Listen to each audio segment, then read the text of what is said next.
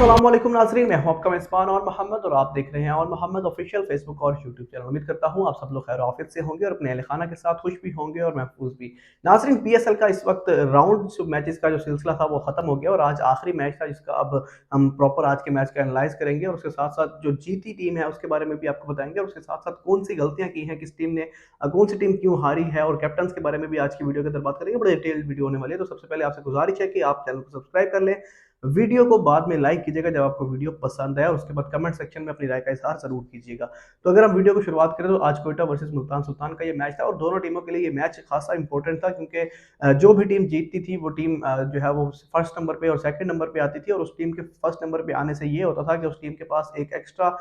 As मिलता था और वो एज ये होता था कि वो टीम जब अगर मैच हार भी जाती तो उसके बाद भी उसके पास एक चांस होता कि वो मैच जीत के दोबारा फाइनल के लिए क्वालिफाई कर सकती थी। तो ये एक एज था दोनों टीमों के पास, लेकिन उस एज को किसी टीम ने यूटिलाइज किया, वो टीम कौन सी थी? तो सबसे पहले अगर हम टॉस की बात करें तो टॉस जीता क्वेटा ग्लैडिएटर ने और उसके बाद बॉलिंग करने का फैसला किया, जो कि एक डिजास्टर के तौर पर साबित हुआ। तो अगर हम बात करें क्वेटा की डिजास्टर की, तो डिजास्टर के अंदर उन्होंने ये किया कि बॉलिंग का जो फैसला किया उसके बाद जाहिर सी बात है क्वेटा की टीम की जो बैटिंग है वो इंतहाई वीक है। तो अगर वो उन्होंने बॉलिंग का फैसला किया तो ये बॉलिंग का फैसला इंसान तब करता है जब आपकी बैटिंग स्ट्रांग हो। अगर हम बात करें क्वेटा की बैटिंग की, तो क्वेटा की बैटिंग भरपूर तरीके से इस पूरे एडिशन के अंदर फ्लॉप दिखाई दिया। रिले रोसो किसी भी मैच के अंदर परफॉर्म नहीं कर सके, सऊद शकील ने सिर्फ एक मैच के अंदर परफॉर्म किया। तो ये ख्वाजा नाफे ने एक दो मैचेस के अंदर परफॉर्म किया, लेकिन आज जो टीम थी इनकी बिल्कुल चेंज थी जिस तरह से इन्होंने मैच को लेके चले। तो अगर हम सबसे पहले बात करें मुल्तान सुल्तान की बैटिंग की, तो मुल्तान सुल्तान ने टॉस जो है वो हारा, उसके बाद जो दावत दी क्वेटा ने तो उसके बाद वो बैटिंग करने के लिए आए और एक चेंजेस की थी, यासिर खान को आज ऐड किया था और बड़े शानदार किस्म की बैटिंग करते दिखाई दे रहे थे, लेकिन अनलकी रहे कि एज लग गया उनका और वो आउट हो गए मोहम्मद आमिर की बॉल पे। लेकिन उसके बाद जिस तरह से पार्टनरशिप लगी मुल्तान सुल्तान की, जो कि मुल्तान सुल्तान के जो दो ओपनर्स हैं पड़े उस्मान खान और मोहम्मद रिजवान की, बड़ी शानदार किस्म की पार्टनरशिप लगी और तकरीबन 50-55 रन पावर प्ले के अंदर ले लिए। और उसके बाद जाहिर सी बात है जब 50-55 रन पावर प्ले के अंदर ले लो, उसके बाद आपके पास पूरी प्रॉपर टीम हो पीछे, जहां पर आपके पास इफ्तिखार अहमद जैसे हिटर हों, डेविड विली जैसे हों, क्रिस जॉर्डन जैसे बैट्समैन हों, तैयब ताहिर भी आज जो है वो नीचे आते दिखाई दिए। उसके बाद जॉनसन चार्ल्स जो है वो आज उनको खिलाया और आज उन्होंने बड़ी शानदार किस्म की बैटिंग की। तो इस तरह के जब आपके पास बैट्समैन हो, इस तरह की टीम हो, ऐसे बैट्समैन जिनकी फॉर्म भी इस वक्त मौजूद हो, तो फिर आपके पास जब आप पावर प्ले के अंदर 50-55 रन लगा लेते हो तो आपके पास कोई जवाब नहीं रहता आप जो है वो 200 रन से कम पे जो है वो रुको। तो यही हुआ आज के मैच के अंदर भी। मोहम्मद रिजवान ने बड़ी शानदार किस्म की 69 रन की बारी खेली और यकीनन दाद देना पड़ेगी मोहम्मद रिजवान को, जहां पर उनकी कैप्टनसी की जरूरत पड़ती है, भरपूर तरीके से कैप्टनसी करते हैं। जहां पर उनकी बैटिंग की जरूरत पड़ती है वहां पर बहुत ही उम्दा किस्म की बैटिंग करते दिखाई देते हैं और फील्डिंग, कीपिंग, हर चीज बहुत ही शानदार करते दिखाई देते हैं। यकीनन एक प्रॉपर बैट्समैन, प्रॉपर प्लेयर के तौर पर मोहम्मद रिजवान जो है वो मुल्तान सुल्तान के साथ इंटैक्ट है और बतौर कप्तान मोहम्मद रिजवान की कप्तानी इस वक्त इस पूरे एडिशन के अंदर इतनी शानदार रही है कि अपनी टीम को उन्होंने नंबर 1 पे ले आए हैं। उन्होंने बेंच भी ट्राई किया है, उन्होंने बॉलर्स भी ट्राई किए हैं, उन्होंने हर एक चीज़ को ट्राई करके बड़ा ही शानदार किस्म का कॉम्बिनेशन जो है वो बनाने में कामयाब हो गए हैं अगले आने वाले मैचेस के लिए। और मोहम्मद रिजवान के बाद जिस तरह से टेकअप किया जॉनसन चार्ल्स ने, इफ्तिखार अहमद ने, तो यकीनन दाद देना पड़ेगी इफ्तिखार अहमद को भी कि 8 गेंदों पर 20 रन बनाए। और हर मैच के अंदर इफ्तिखार अहमद का जहां पर जो रोल आता है, जिस तरह से उनको बारी लेने का मौका मिलता है, जिस तरह से अगर 1 ओवर पड़ा है, 2 ओवर पड़े या 10 ओवर पड़े, जिस तरह से मोहम्मद इफ्तिखार अहमद को जो है वो चांस मिलता है, वो उस तरह से अपने आप को ढालते हैं और उस तरह से वो है परफॉर्म करते हैं। तो यकीनन इफ्तिखार अहमद को दाद देना पड़ेगी, जॉनसन चार्ल्स को दाद देना पड़ेगी, 29 बॉलों पर 53 रन की आज बारी खेली और इस तरह से मुल्तान सुल्तान का मजमूई स्कोर 185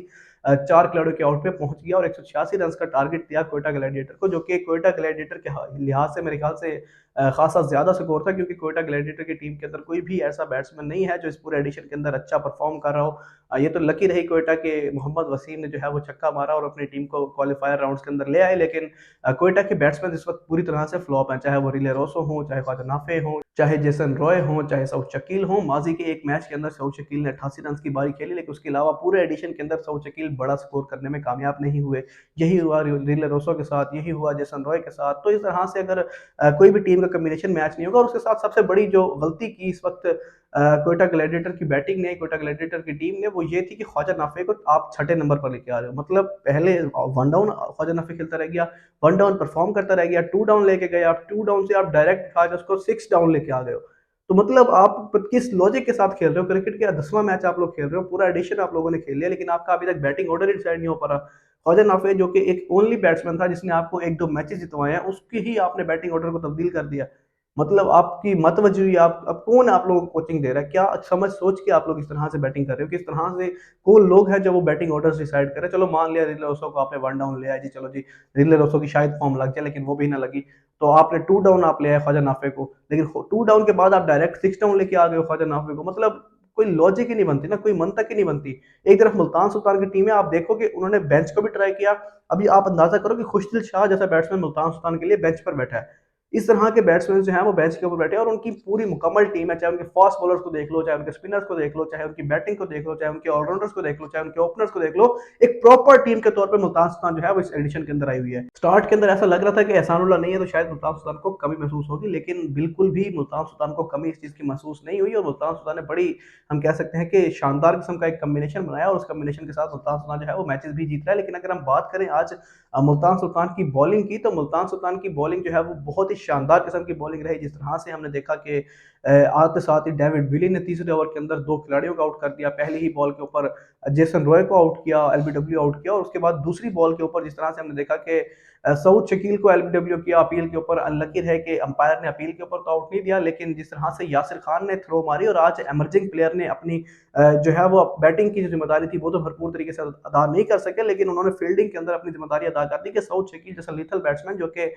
इस एडिशन के अंदर परफॉर्म तो नहीं कर पा रहा, लेकिन अपना जो रोल है वो ज़रूर प्ले कर रहा था 20-30 रन का, और अगर वो लंबी इनिंग्स खेल जाता आज तो शायद मैच का रिजल्ट जो है वो पलट सकता था। लेकिन बहुत ही शानदार किस्म का थ्रो मारा और सऊद शकील को रन आउट कर दिया। तो इस तरह से यहीं पर ही मैच पलट गया था, लेकिन उसके बाद सोने पे सुहागा के अगले ओवर के अंदर अब्बास अफरीदी ने आउट कर दिया। अब्बास अफरीदी के बाद अगले ओवर में दोबारा आउट हो गया और पावर प्ले के अंदर जब आपके 4 खिलाड़ी आउट हो जाएंगे और उसके बाद आपके ऐसे बैट्समैन रह जाएंगे जो कि ख्वाजा नाफे होगा और लास्ट जोड़ी होगी मोहम्मद यूसुफ की और ख्वाजा नाफे की, तो यहाँ पर मेरा नहीं ख्याल कि कोई जवाब बनता है कि कोयटा ग्लैडिएटर यहाँ से मैच को लेकर लेकर जाए या फिर मैच को जीते, क्योंकि जिस तरह से कोयटा की टीम बैटिंग के अंदर फ्लॉप हो रही है उसके बाद आल्दो कि उन्होंने एफर्ट जरूर की, 20-20 रन जरूर स्कोर किए मोहम्मद यूसुफ ने भी ख्वाजा नाफे ने भी, लेकिन जाहिर सी बात है इतना ज़्यादा स्कोर फिर इन 2 बैट्समैन के लिए इम्पॉसिबल हो जाता है। उसके बाद जिस तरह से आगे जाकर बॉलिंग की उसामा मीर ने और बहुत ही शानदार किस्म की बॉलिंग की उसामा मीर ने भी आज के मैच के अंदर, अब्बास अफरीदी ने बड़ी शानदार बॉलिंग की और इस तरह से डेविड विली 3 विकेट लेने में कामयाब हो गए, अब्बास अफरीदी 2 विकेट लेने में कामयाब हो गए, उसामा मीर ने आज 3 विकेट्स लिए। तो